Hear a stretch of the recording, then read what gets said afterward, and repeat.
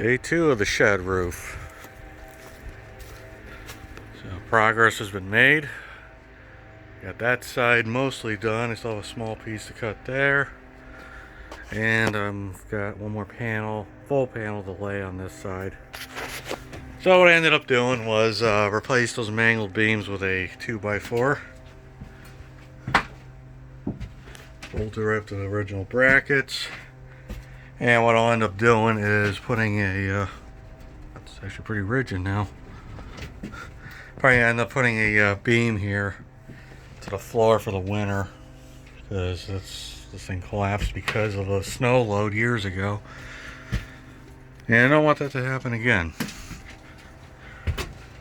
But this has been pretty straightforward. Got the ridge cap up there that I made out of scraps of this thing, because ridge caps are $40 and Home Depot doesn't carry them in stock, and I ain't spending that kind of money on this thing.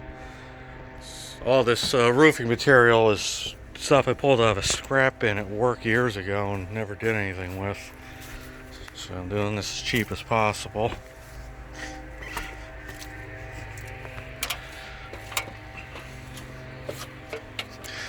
But it's looking like a roof now. You can see I sealed the ridge with duct tape, or whatever that's actual name for that stuff is, a foil tape. Because you know, while it would be nice to have a vent in here, it's just one more spot for hornets to get in, and I don't need that.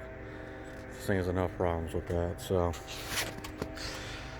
looking pretty good. I used these self-sealing screws here for the roof, and we're almost done. So I'll show you the finished product when it's all set.